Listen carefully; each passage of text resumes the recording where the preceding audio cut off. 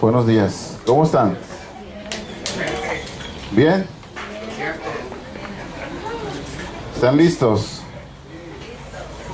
¿Con cinturón o sin cinturón? ¿Con cinturón o sin cinturón? Es hermoso lo que Dios ha estado hablando a nuestras vidas y lo que Él quiere hacer en nosotros. Lo de esta mañana confirma que el Señor tiene esa oportunidad para nosotros otra vez, ¿no? De poder venir a Él y de poder tener ese encuentro con Él para poder realmente nosotros tomar la decisión de poder seguirle tal como Él quiere que lo hagamos. Quiero concluir lo que inicié en Jeremías capítulo 2. Nada más vimos la introducción de lo que es el versículo del 11 al 13.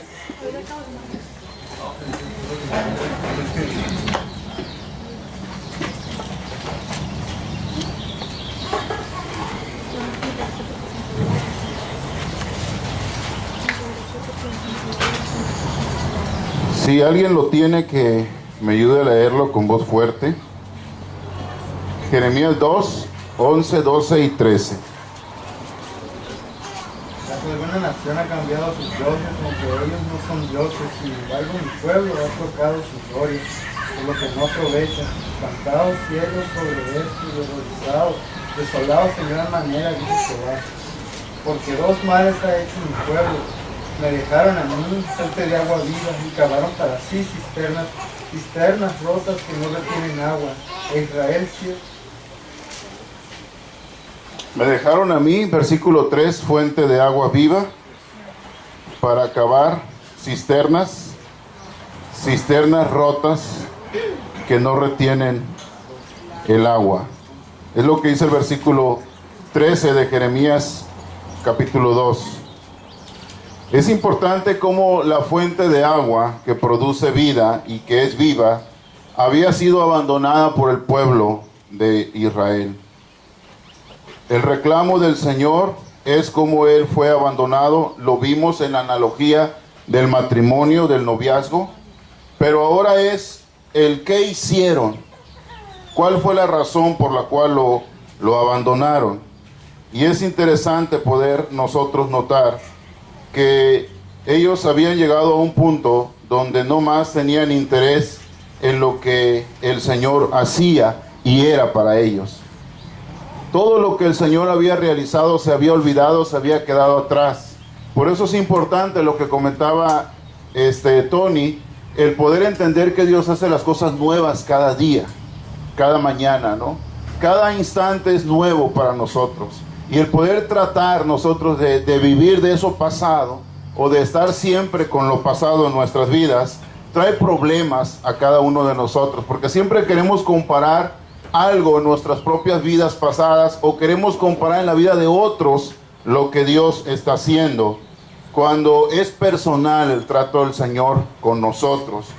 Y en esta analogía es interesante que podamos notar que las metáforas que se utilizan en el libro de Jeremías eran fácilmente reconocidas. No era difícil de poder saber lo que el profeta estaba diciendo cuando hablaba de un yugo, de un labrador, de un alfarero, de una cisterna, etc. Son analogías y metáforas muy conocidas. Ellos vivían en una tierra árida y había siempre la necesidad de agua para poder sostener la vida diaria.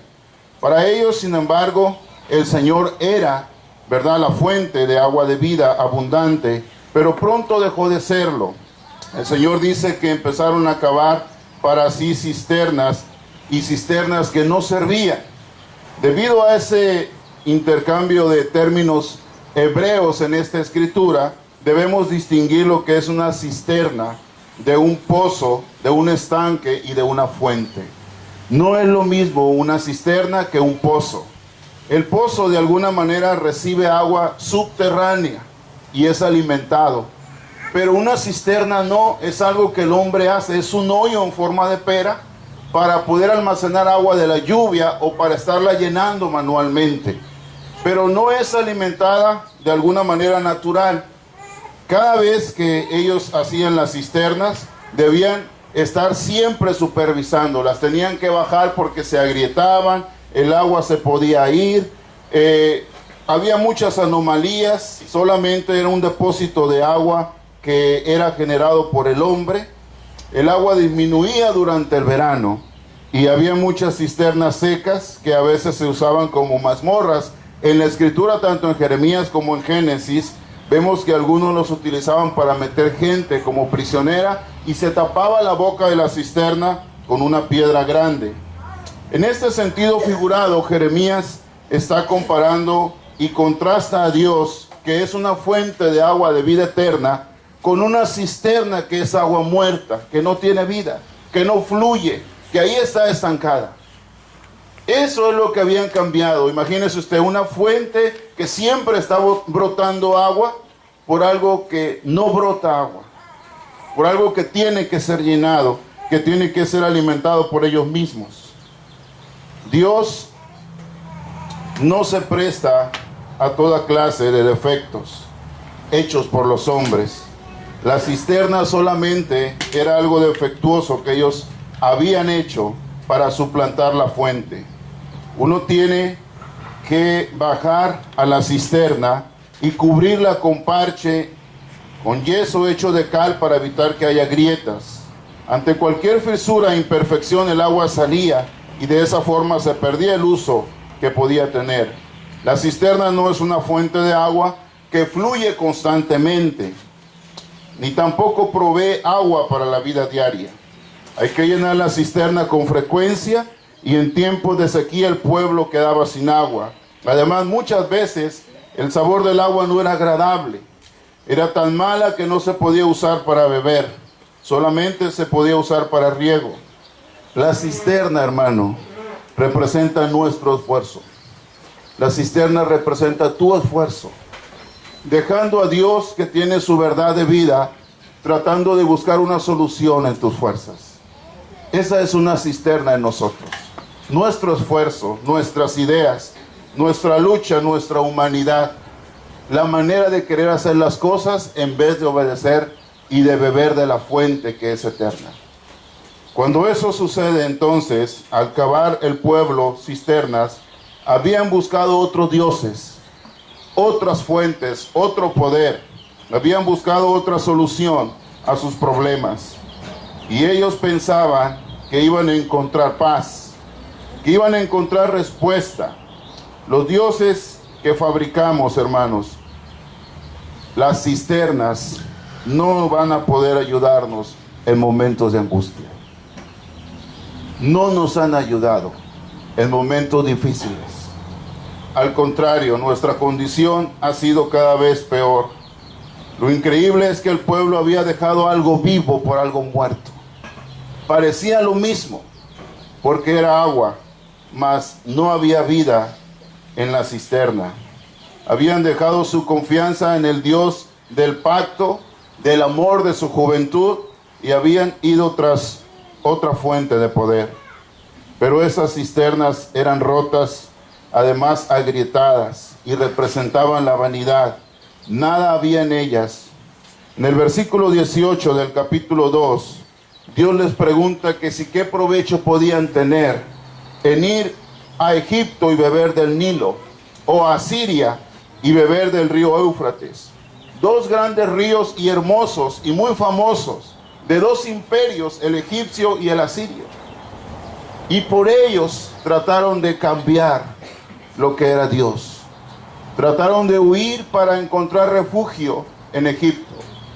Trataron de dejar las promesas y lo que el Señor había hablado a sus vidas.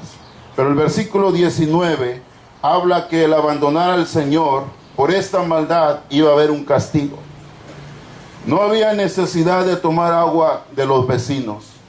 No había necesidad de codiciar y anhelar los hermosos ríos de otras regiones. Tenían al Señor como fuente de agua viva.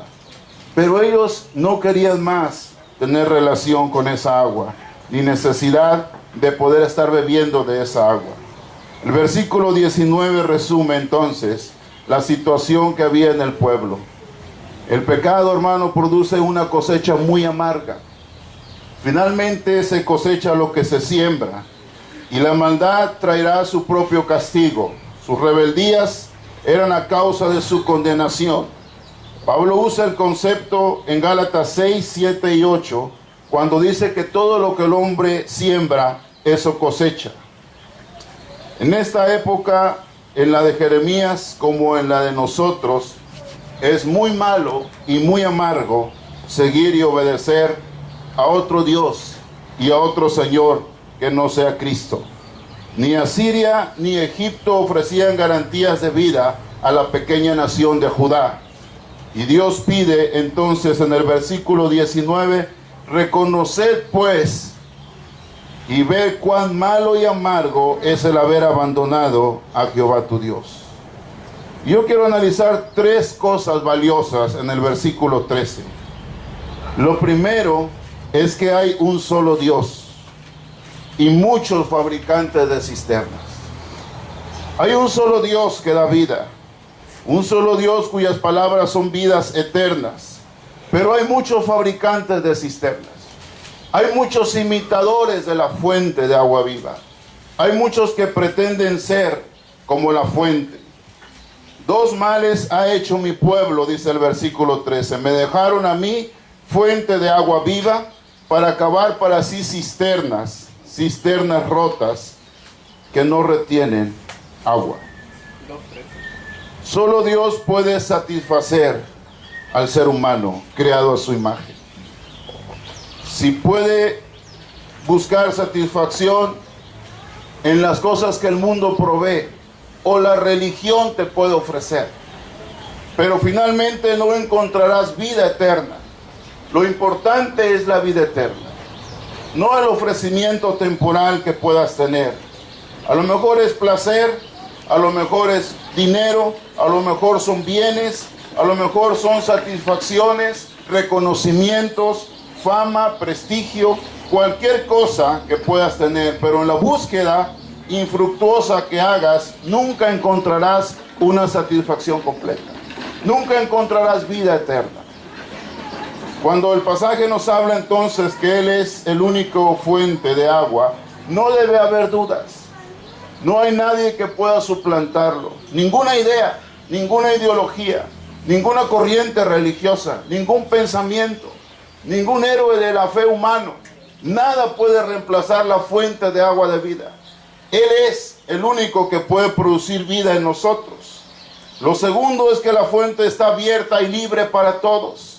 La cisterna es privada, se tapa, se cierra, pertenecía a quien la hacía. No era un agua viva, era algo que nada más se tenía de una manera temporal.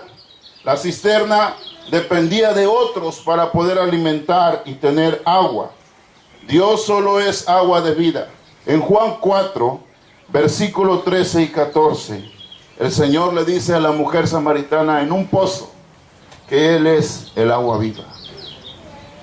Y el que beba de Él, de su interior van a brotar ríos de agua viva. Es decir, somos llamados a ser una fuente de agua viva, no una cisterna, y mucho menos rota y agrietada. Esa es la condición del cristiano. La fuente de agua viva puede satisfacer totalmente la sed. La fuente que es falsa no. La cisterna no puede satisfacer la sed. La cisterna deja a la gente decepcionada. El agua no tiene ni el sabor ni la abundancia que se había esperado. Las corrientes religiosas o doctrinas engañosas defraudan a las personas y totalmente son engañadas. Vaya conmigo a Santiago capítulo 3, versículo 10 al 12. Santiago habla de una fuente, pero habla del cristiano.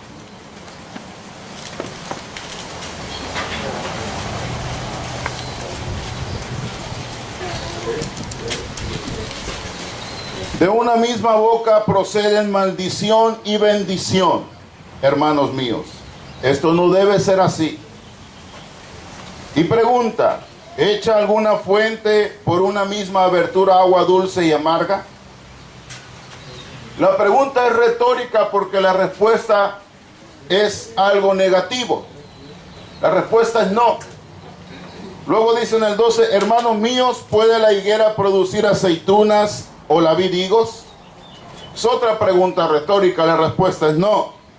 Así ninguna fuente puede dar agua salada y agua dulce. No podemos enseñar verdades a medias.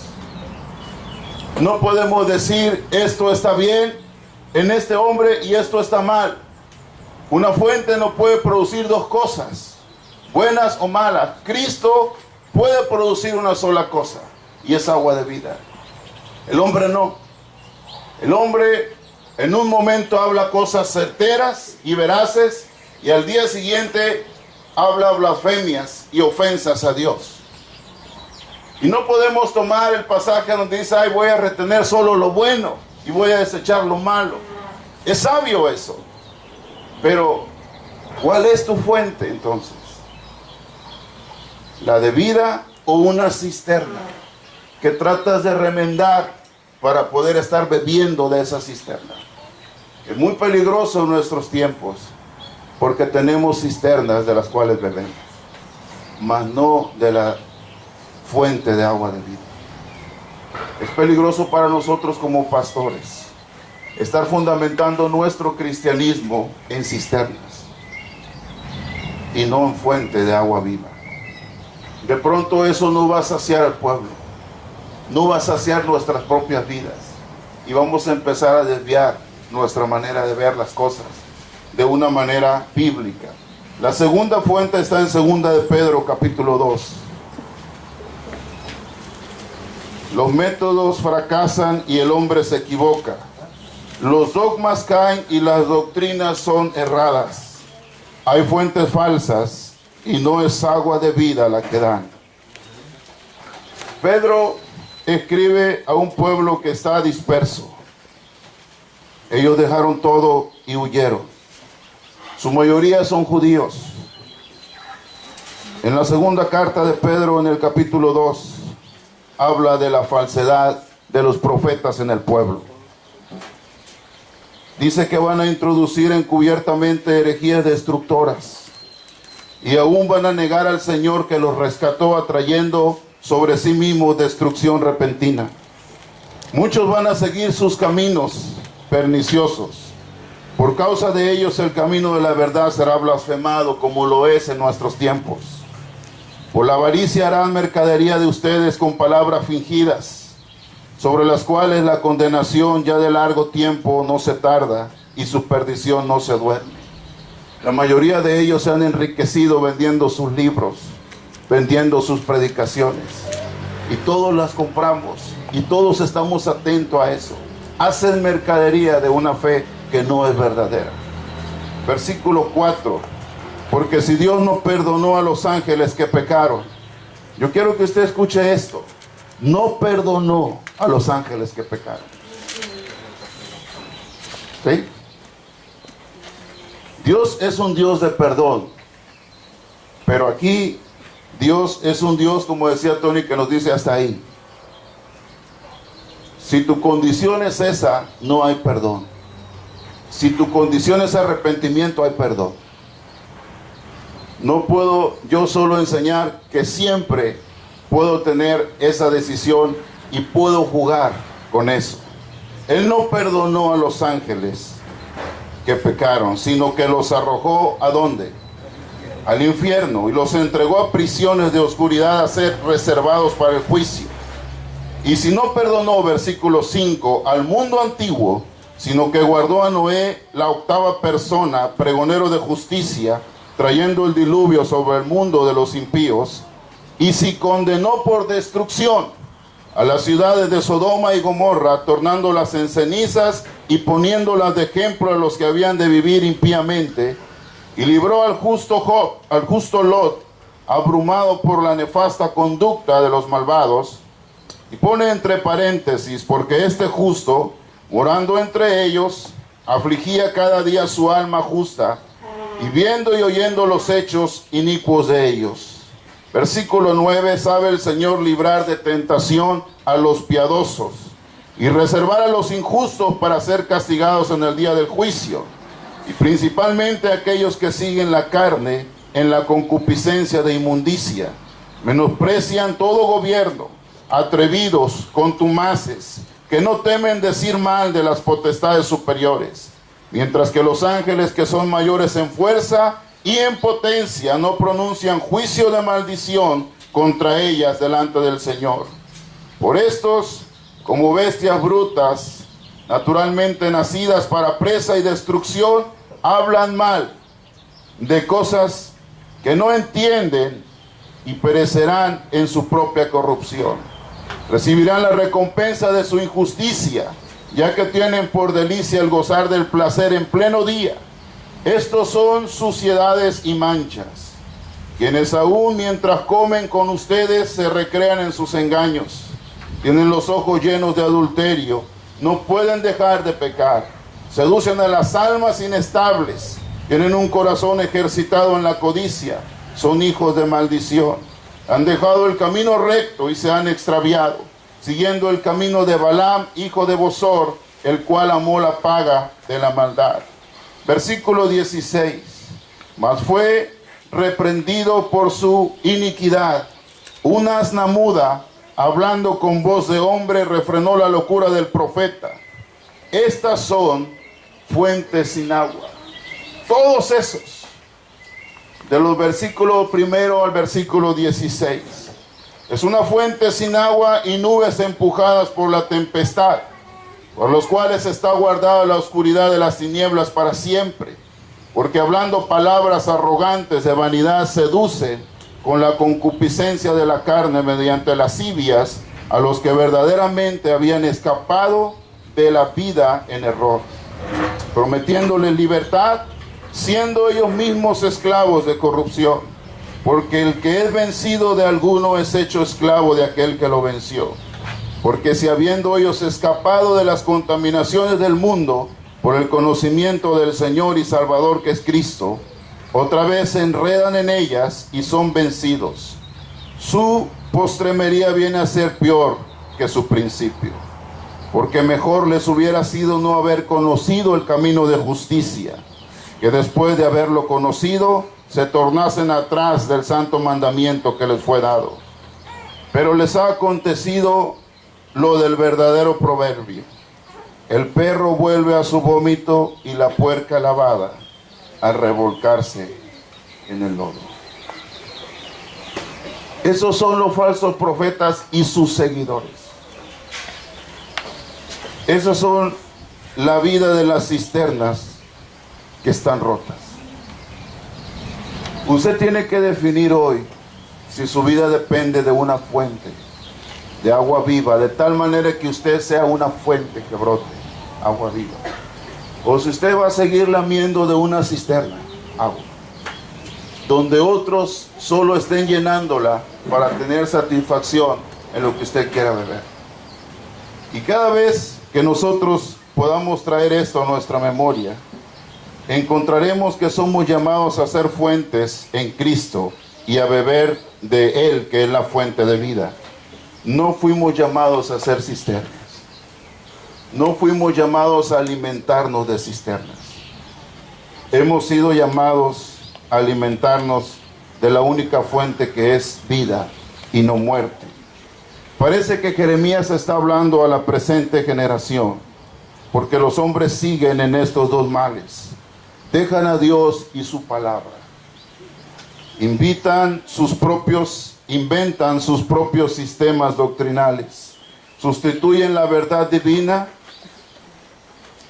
para huir y refugiarse en las ideas humanas. Ignoran la justicia de Dios que se obtiene mediante la fe y la obediencia. Dejan a Cristo, quien es la fuente de agua viva, y en su lugar cavan una cisterna rota, donde el agua no se retiene, pero ellos quieren su propia justicia. Quieren tener su propia fuente. Hacen su propia cisterna. De aquí voy a alimentarme. De aquí voy a crecer. de aquí voy a estarme alimentando y voy a estar bebiendo. Y hacen su propia cisterna. Me dejan a mí, dice Jeremías. El Señor dice, me han dejado a mí. Y han hecho sus propias cisternas. El que procura justificar, hermanos, su vida recta y moral, sin obedecer el Evangelio y la palabra de Dios, es culpable de cavar su propia cisterna. No hay otro Evangelio. Es más, si se anuncia otro, dice Pablo, sea considerado anatema. No importa si sea alguno de nosotros, los apóstoles, o algún ángel que venga y les anuncie algo, no importa si sea alguien de nosotros, ustedes deben considerar que ese evangelio es falso. Es fuerte porque ni siquiera ellos mismos se pusieron como un ejemplo para trazar un evangelio diferente. Es por eso que yo creo el evangelio de Cristo, mucho más que las palabras de los discípulos y apóstoles. Porque en alguna manera ellos pudieran haber dicho, está bien, síganos a nosotros y el evangelio que cada quien está escribiendo en sus cartas. Pero ellos dicen, aun cuando se pueda notar algo que sea no muy acorde al evangelio, ustedes sigan el evangelio de Cristo. Porque en algún momento el de nosotros no puede tener, ¿verdad?, certeza en muchas cosas. Y eso es lo que ha distorsionado el verdadero evangelio. Cuando nosotros ponemos muchas de las cosas de nuestra propia mente y razonamiento. Y los hombres no están satisfechos con la fuente de agua viva. Ellos quieren ideas frescas y nuevas. Y eso es muy diferente a un fluir espiritual diario. Las ideas frescas y nuevas nacen de la propia carne. Dejan y cavan cisternas que no retienen agua. Todos los sistemas religiosos, las religiones, el nombre que usted le ponga, ellos inventan sus propios dogmas y sus propias doctrinas. Hacen sus leyes morales. ¿Qué pecado puede condenar? Cada quien clasifica sus pecados. ¿Cómo pueden ser salvos? Cada quien clasifica cómo puede ser salvos. ¿Qué se prohíbe?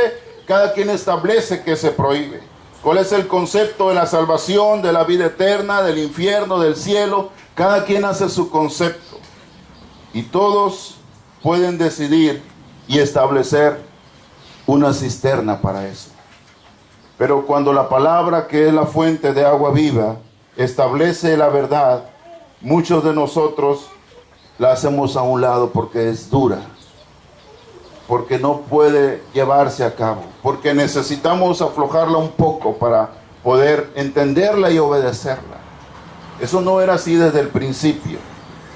Cada uno de ellos, aun cuando parezca una doctrina sana y una religión muy bien estructurada, es deficiente si no es la fuente de agua viva la que sostenga cada uno de esos movimientos, cada una de esas doctrinas.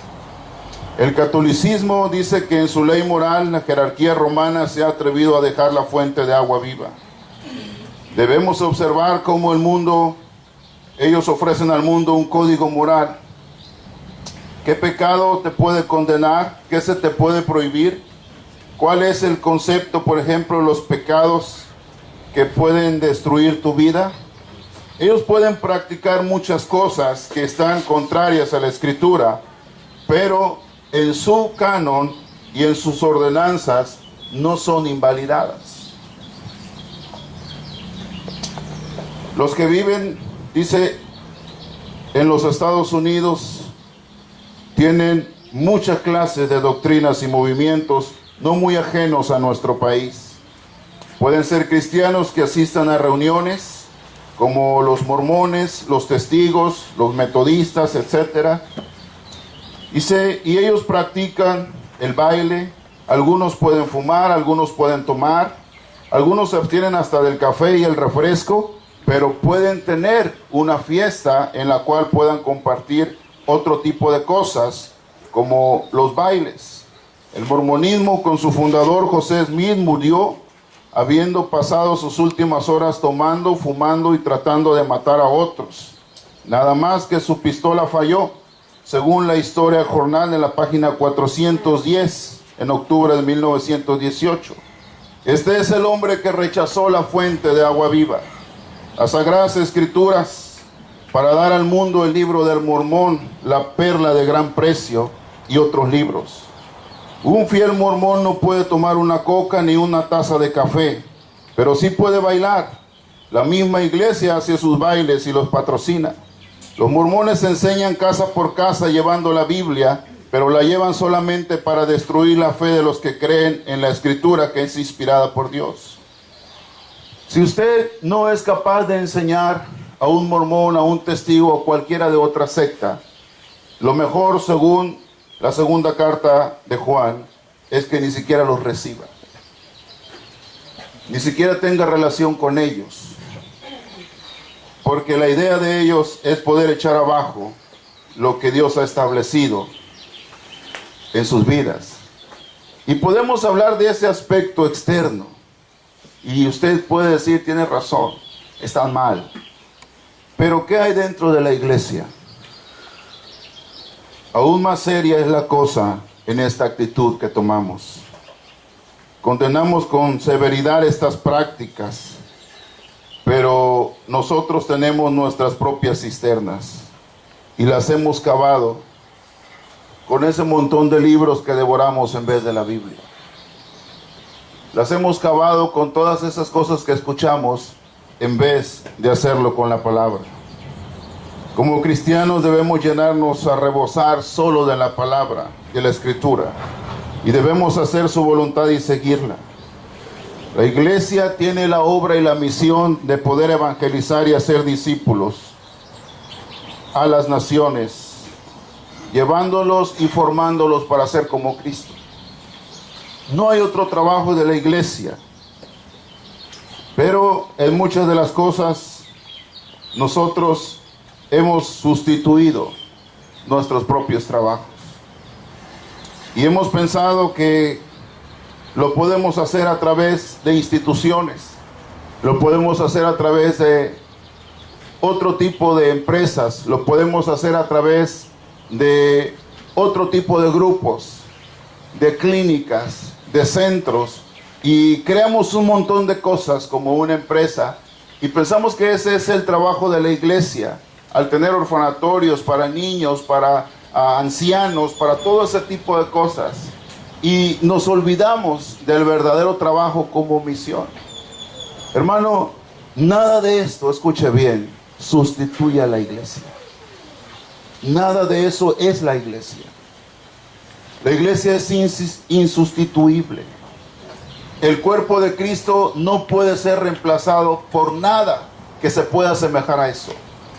Aunque parezca bueno, aunque la obra parezca buena, cuando todas las instituciones pueden realizar lo mismo que tú estás haciendo, pero sin Cristo, debes pensar qué tanto es bíblico lo que haces. Cuando sabes que tú tienes un lugar para ayudar a alguien, pero también lo tienen otras instituciones y otros grupos que no tienen nada que ver con Dios, debes analizar qué tanto es esto bíblico de lo que yo hago. ¿Qué tanto es mi responsabilidad como iglesia? Que lo que hago es delegárselo a alguien más. Y hago mis propias cisternas para tratar de evadir mi compromiso como cristiano. Y digo, bueno, aquel es el responsable de hacer eso. Aquella es el responsable de hacer tal cosa. Y yo soy el responsable solo de algo, nada más. Y empezamos a tener mucha similitud con el mundo.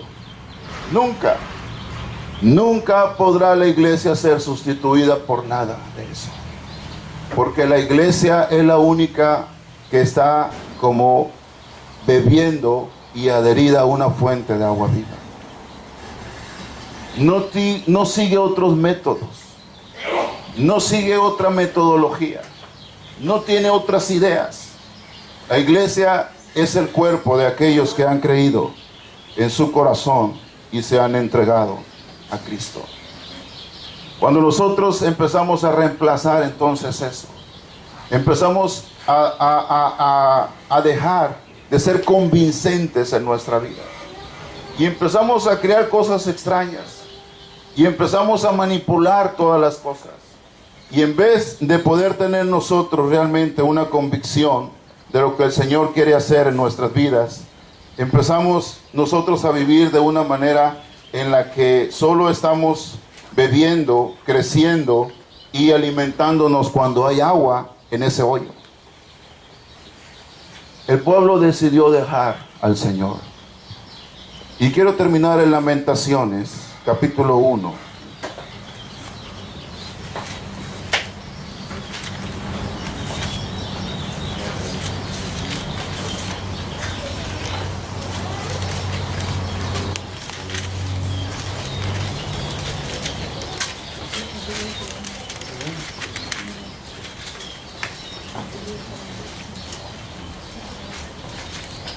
Versículo 1 al versículo 6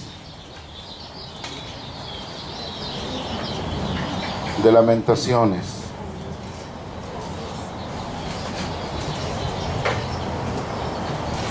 Dice: ¿cómo está sentada sola la ciudad populosa? La grande entre las naciones se ha vuelto como viuda. La princesa entre las provincias es hecha tributaria. Amargamente llora en la noche y sus lágrimas están en sus mejillas.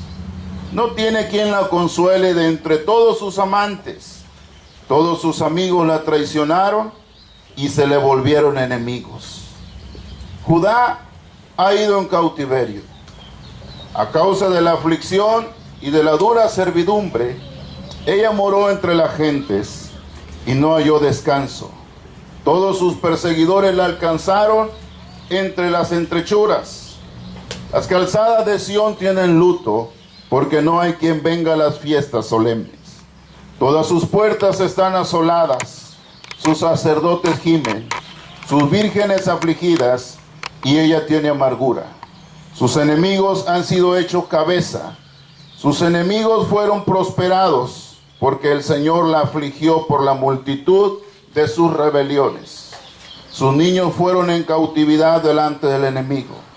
Se fue de la hija de Sión toda su hermosura. Sus príncipes fueron como ciervos que no hallan pasto, y anduvieron sin fuerza delante del perseguidor.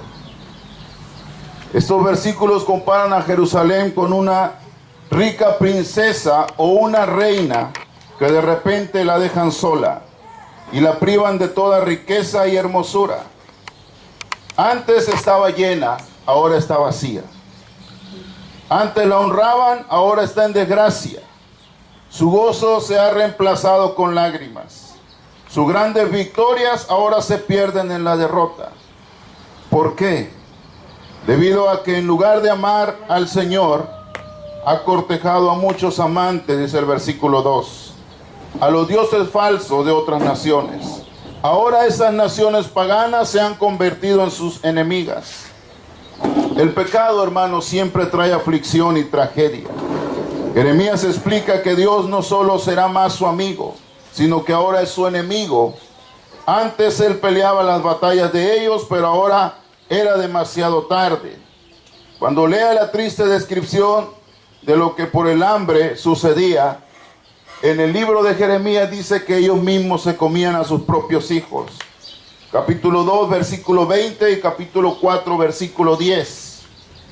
Jerusalén no solo perdió su gozo, riqueza y hermosura, también su testimonio. Todos los paganos se reían de ella. Capítulo 2, versículo 15 y 16.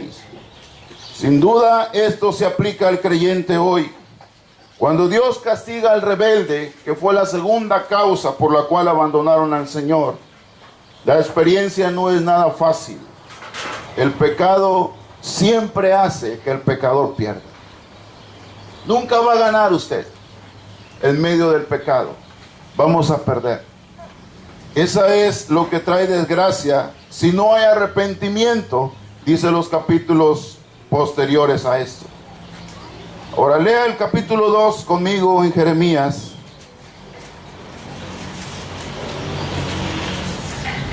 En Lamentaciones, perdón. Capítulo 2, versículo 15. Dice que todos los que pasaban por ahí batían las manos sobre ella, silbaban y movían sus cabezas, diciendo: ¿es esta la ciudad que decían de perfecta hermosura? ¿Es esta la ciudad, el gozo de toda la tierra? Todos tus enemigos abrieron contra ti su boca, se burlaron y crujieron los dientes y dijeron: devorémosla. Ciertamente este es el día que esperábamos, lo hemos hallado y lo hemos visto. El Señor fue permisivo en esto, porque ellos lo habían abandonado. Cuando tú y yo entendemos que el abandonar a Dios en la Biblia se llama apostasía, y cuando entendemos el destino de un apóstata, en nosotros debe haber temor. Debe haber temor por lo que Dios hace con el que es apóstata. Cuando abandonamos la fe y damos la espalda a Dios. Ahora, la ira de Dios era recta. Él estaba obrando en su santidad. El castigo del Señor no era injusto de ninguna manera.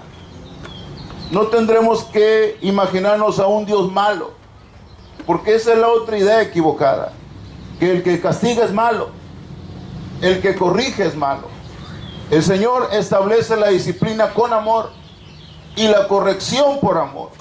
Dice que al que ama corrige, castiga, disciplina. No podría haber mayor amor para el pueblo si no hubiese disciplina y corrección. Estamos cosechando lo que sembramos, decían ellos. Ese era el clamor del profeta. Los terribles juicios que vinieron eran solo lo que la ciudad y la nación merecía. Ellos decían: nos hemos rebelado contra su palabra. Versículo 18 de ese mismo capítulo 1 de Lamentaciones.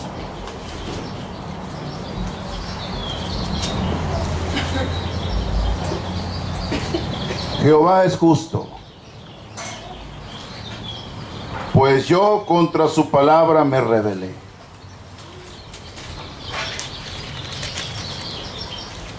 ¿Se ha rebelado alguna vez a su palabra?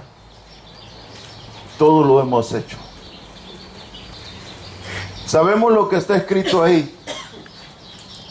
Una cosa es saberlo y otra cosa es obedecerlo. Y el Señor compara a dos personas, a un sabio y a un insensato. Y dice que el que oye las palabras pero no las hace, es entonces como alguien que construye sobre la arena. Y el que las escucha y las hace es como el hombre que construye sobre la roca. Nuestro cimiento y nuestra vida debe estar sobre la roca. No porque estés pensando que lo que se predica es la verdad. No porque estés pensando que los sermones son hermosos y pueden llegar a tu corazón. La Biblia no dice que es eso lo que te va a cimentar. La Biblia dice que lo que te va a cimentar es que tú hagas lo que oíste, que vivas lo que oíste. Tenemos días escuchando la palabra del Señor y nos vamos a ir habiendo escuchado la palabra del Señor. Lo importante no es que la hayas escuchado. Eso no va a hacer nada en tu vida. Lo importante es que tú empieces a vivirla y a practicarla. El que escucha y la hace, ese es el hombre que construyó. Y van a venir las dificultades, las tormentas, las circunstancias difíciles, mas no va a caer. ¿Por qué caemos ante las dificultades? ¿Por qué nos lamentamos ante las situaciones difíciles? Porque solo somos oidores, dice Santiago, y no hacedores. Eso es lo que el pueblo hizo. Solo escuchó, pero fueron rebeldes a la palabra. Mi deseo, hermano, no es que usted solo escuche y sea rebelde, sino que escuche y sea obediente. Tiene muchos años oyendo, pero no tenemos ni siquiera horas haciéndolo. Porque estamos sordos, pero contentos. Va a llegar el momento en que eso de contento se cambie. Y lo sordo va a terminar destruyendo su vida y condenándola. Y el Señor demanda entonces de nosotros no solamente que podamos ser sensibles a su voz, sino que podamos hacer su voluntad. La palabra de Dios es veraz, capítulo 2, versículo 17 de Lamentaciones.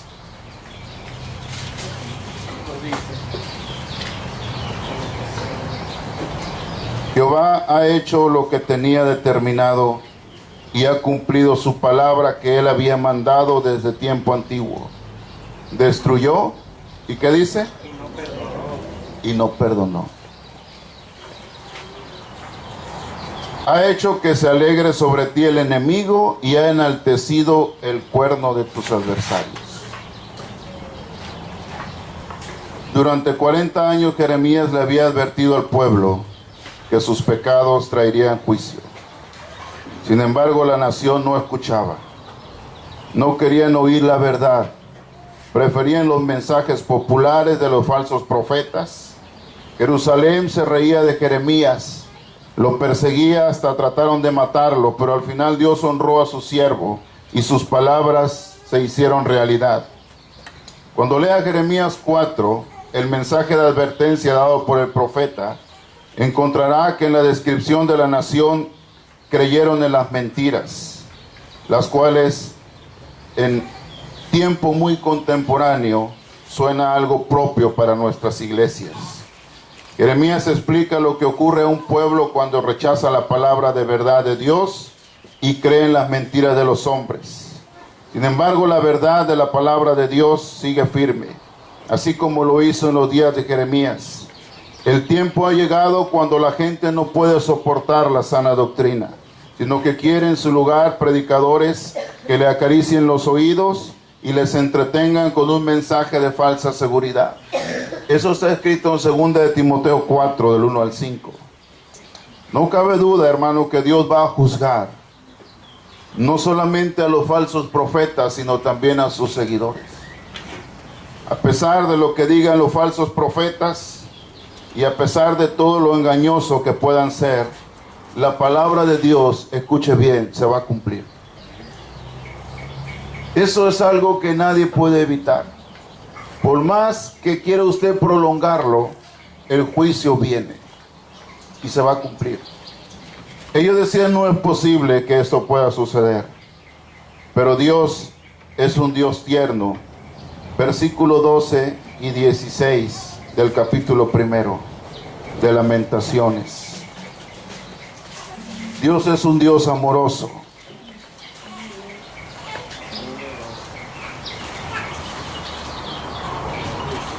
Y pregunta a los que pasan,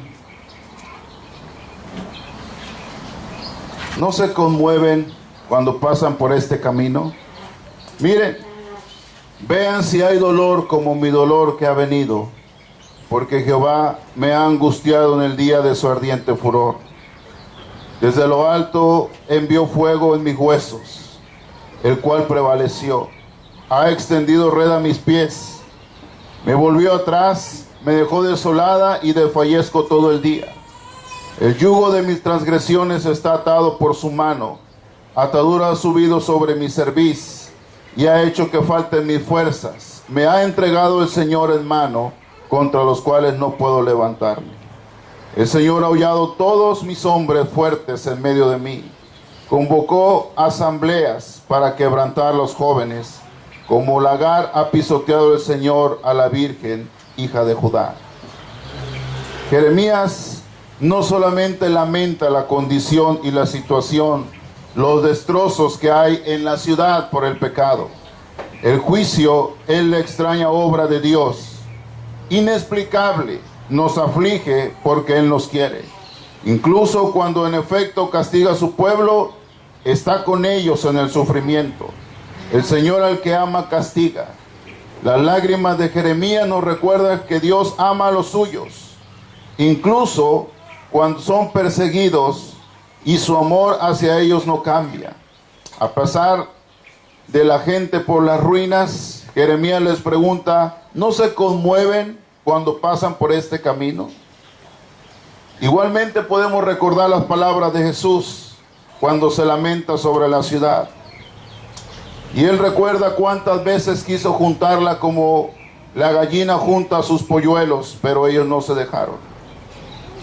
La misericordia y la fidelidad del amor de Dios están vigentes como en nuestros tiempos. Pero solo quienes proceden en arrepentimiento a Él pueden recibirlo. Capítulo 3, versículo 18 de Lamentaciones.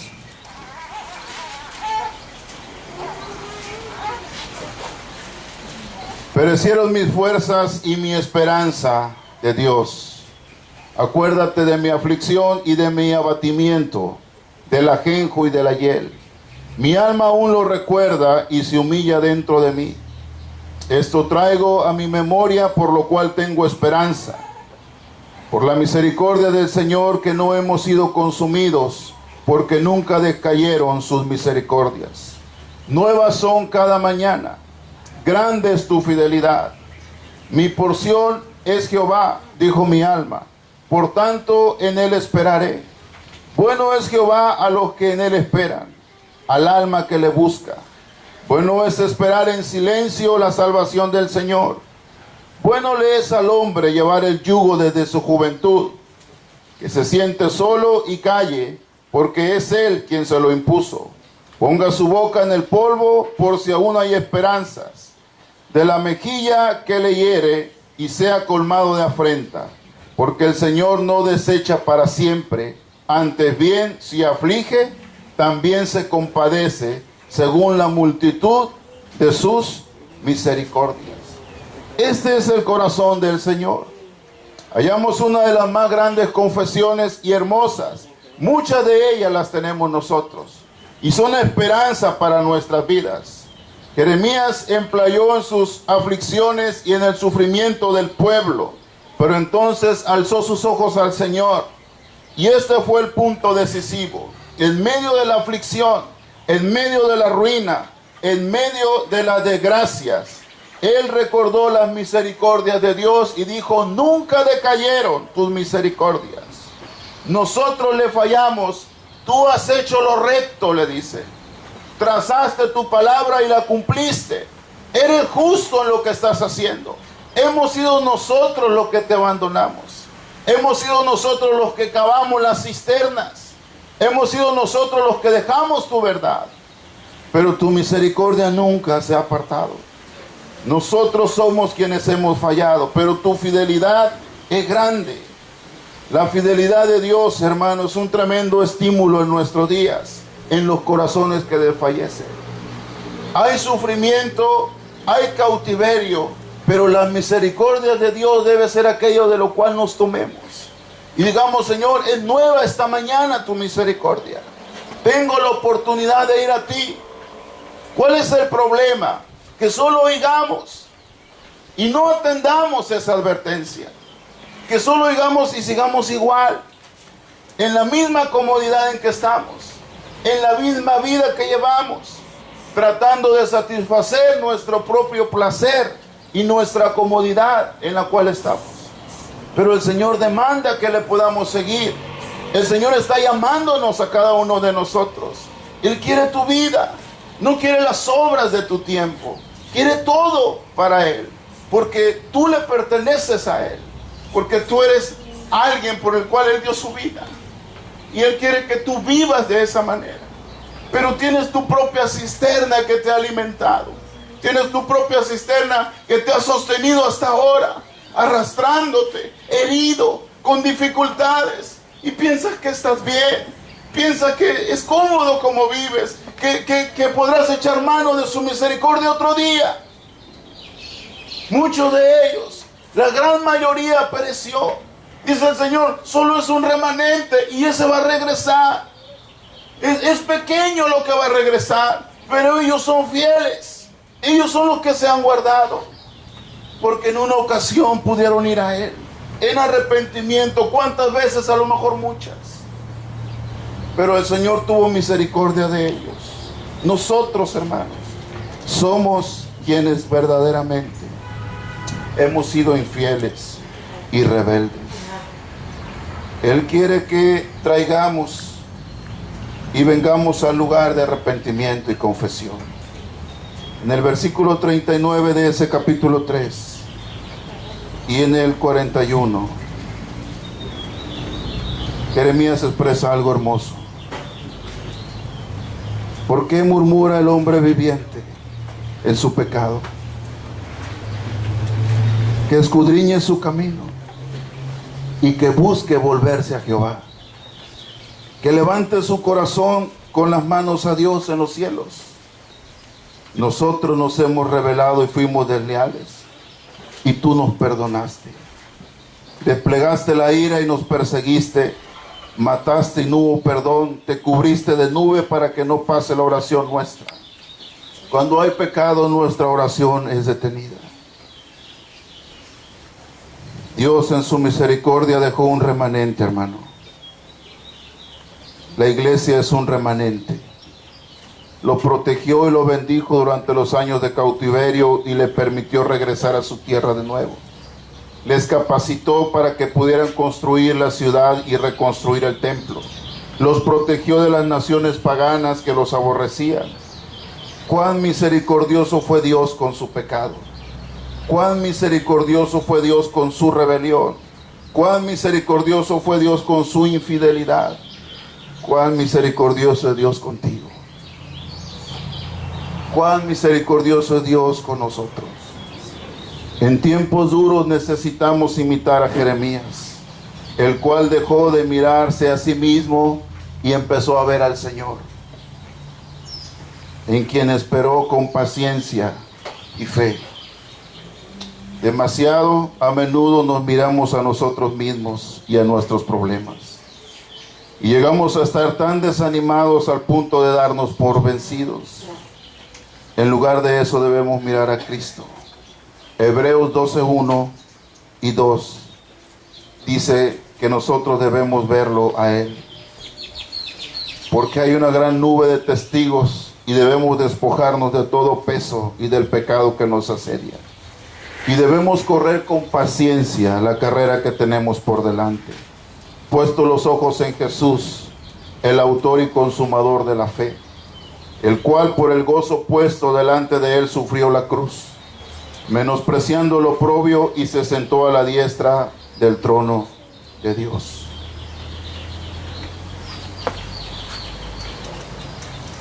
Es difícil esperar en el Señor. Nuestra naturaleza caída siempre espera una actividad para agradar a Dios, y por lo general lo que hacemos solo empeora las cosas. Es lo que compartía Tony, ¿verdad? Siempre tratamos de ofrecer nuestras obras cuando es ese trapo de inmundicia asqueroso, que lo único que sirve es para representar el pecado, la suciedad y todo aquello que trae deshonra delante de Dios. Jeremías esperó en Dios, confió en su misericordia y dependió de su fidelidad. Conocía la verdad. Sabía lo que Isaías escribió en el 40:31, los que esperan en el Señor tendrán nuevas fuerzas. Levantarán alas como las águilas, correrán y no se cansarán, caminarán y no se fatigarán. Resistió muchas cosas, soportó muchas cosas, se angustió, se deprimió, se enfermó, padeció, pero su fe nunca decayó. Se mantuvo firme, constante en la verdad. Y eso pudo mantener en su corazón siempre la esperanza de que las misericordias de Dios son nuevas cada mañana. No lo hizo en meses que tienes tú de problemitas, ni en meses difíciles de que tu trabajo y de que tu hijo y cosas que no son como las que él padecía. 40 años hablando un mensaje, 53 en su ministerio, para poder esperar que la misericordia de Dios pudiese cumplirse y pudiera regresar un remanente a reconstruir la ciudad. ¿Cuánto tiempo tenemos que esperar? No lo sabemos. Pero debes creer que la misericordia de Dios es nueva este día. Debes creer que Él tiene misericordia de ti. Aun cuando padezcas lo peor, aun cuando estés sufriendo lo peor, aun cuando estés a punto de morir, tú debes tomarte del Señor y decir: este día su misericordia es nueva. A lo mejor tengo 5, 10, 20 años con lo mismo, pero a lo mejor este día puede ser. Este día Él puede tener esa misericordia. Este día Él me puede levantar. Este día Él puede quebrantarme. Este día Él puede transformar. Este día Él puede cambiar todo para mí. No importa cuántos años tenga sufriendo. No importa cuántos años tenga padeciendo.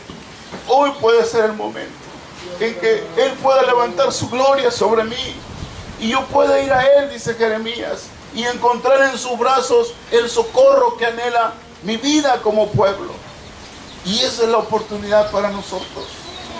No la deseches, no endurezcas tu corazón. Atiende el llamado de la palabra, porque no puede haber otro mañana quizá. Has tenido oportunidades, has estado a punto de morir. Has estado a punto de muchas cosas difíciles. Has perdido muchas cosas. Has entregado otras. Pero el corazón sigue duro. Seguimos solo escuchando sin tener una respuesta. Yo te invito a que puedas tomarte de la misericordia de Dios y que hagas a un lado tu orgullo, tu rebelión, tu pecado. Diga: Señor, tú eres justo en lo que estás haciendo que yo pase. Yo no estoy enojado contigo, Señor. Tú has cumplido tu palabra. Yo he sido necio y yo me he desviado y he cavado cisternas para mí y he tratado de sostenerme con esas cisternas, pero su agua se va porque están rotas. Tú eres el agua de vida, Señor, y yo quiero que de mi interior brote agua viva. Póngase de pie, hermano.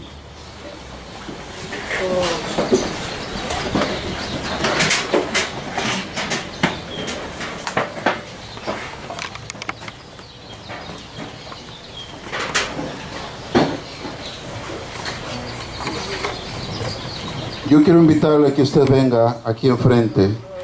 Si usted dice: yo he sido una cisterna rota. Yo he vivido por años lamiendo agua de una cisterna y he dejado al Señor, que es la vida. Yo quiero Gerson y Filiberto que puedan venir a orar por la gente. Tony. Y si usted dice: yo pienso que este día su misericordia es sobre mí, venga a este lugar. Nosotros no tenemos nada especial. Él es especial para usted. Y Él anhela que su vida sea transformada en su corazón. Y dejemos de estar viviendo solamente por aquello que perece y empecemos a tener nueva vida.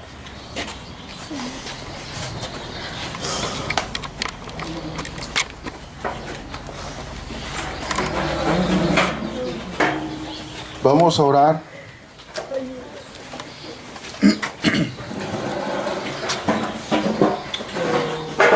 Y yo le pido que sea sincero,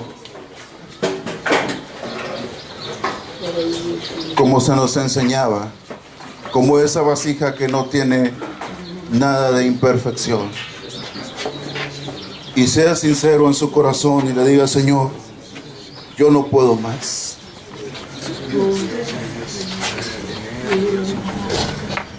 Padre, te adoramos esa mañana, Señor. Y venimos a ti con tanta necesidad. Venimos avergonzados, arrepentidos, por haber muchas veces renegado de ti, Señor. Por haber muchas veces dudado de ti. por haber hecho cisternas para tratar de sostener mi vida que se caía, que se derrumbaba, por echar mano de estrategias, de métodos, de muchas cosas, donde se me había dicho que podía obtener una solución, y confié en ellas, y parecía que eran buenas para mí, pero de pronto empezó a secarse, de pronto empecé a desfallecer delante de ti, Señor, y sufrí el dolor, como dice Jeremías, y se me fue arrancado lo que amaba, y se me fue quitado lo que apreciaba, y aquello que anhelaba se me fue prohibido. Y en tu grande amor, Dios, extendiste tu misericordia sobre la vida de tu pueblo. Hoy estamos aquí, Señor, por tu misericordia, no por nuestras obras, no por nuestras justicias, no porque nosotros pensemos que merecemos estar aquí. Nos has dado vida porque tu misericordia este día es nueva. Hoy clamamos a ti, Señor, en medio de nuestras circunstancias. Y sabemos que el único que nos puede levantar eres tú, Señor. Sabemos que el único que nos puede restaurar eres tú. Sabemos que el único que puede hacer de lo vil algo precioso eres tú. Hemos venido presentándonos como algo dispuesto para que tú lo uses. Quebranta nuestras vidas. Quebranta nuestro corazón. Necesitamos ser quebrantados. Necesitamos reconocer, como dice el profeta, Señor, nosotros hemos sido los que nos desviamos. Nosotros hemos sido los que te ofendimos. Nosotros hemos sido los que te dimos la espalda. Tú eres santo, tú eres justo, tu palabra es verdadera, Señor, y la cumples. Que cada uno de nosotros, Señor, podamos venir delante de ti con la seguridad que saldremos llenos de tu misericordia, Señor. Llénanos de tu misericordia, Señor. Llena cada una de nuestras vidas de tu misericordia. Que podamos beber de la fuente de agua viva, Señor. Que en nuestro interior empiece a brotar agua de vida, Señor. Que empecemos a verte a ti, Señor. Y que levantemos nuestros ojos al cielo, como dice la Escritura. Y pongamos en ti, en el soberano, en el autor y consumador de la fe, nuestra vista. Y podamos entender lo que significa misericordia quiero y no sacrificios. Llénanos de tu misericordia, Señor. Anhelamos tu misericordia en nuestras vidas. Que podamos vivir por tu misericordia. Que podamos tomar un compromiso. Haga un compromiso con el Señor. Dígale: Señor, yo me comprometo a poder estar siempre ante la fuente de vida. Yo me comprometo a seguir tu verdad. Yo me comprometo, Padre, a tapar toda cisterna que un día abrí. Yo me comprometo a deshacer toda cisterna que un día pensé que era mi ayuda. Permite, Dios, que mi vida pueda sostenerse de ti, Señor. Que deje de luchar con mí mismo, Señor. Y que pueda entregar mi vida a ti y poder siempre beber del agua. Que podamos ser fieles. Dame de esa agua, te dijo la mujer. Yo quiero beber. Y lo primero que le dijiste era fidelidad. Ve y busca a tu esposo. Porque lo primero fue la infidelidad que el pueblo hizo, Señor. Queremos ser fieles a ti, Señor, para beber de esa agua de vida. Queremos ser fieles a tu verdad, Dios, para beber de ti, Señor. Sostén nuestras vidas. Sostén nuestros hogares. Sostén nuestras familias. Sosténnos, Señor, con tu misericordia. sigas manifestando, por favor. Tú eres el único que conoce, Señor, nuestro corazón. Misericordia sobre nuestras vidas. Derrámate, Señor, tu Sobre misericordia. nuestras vidas.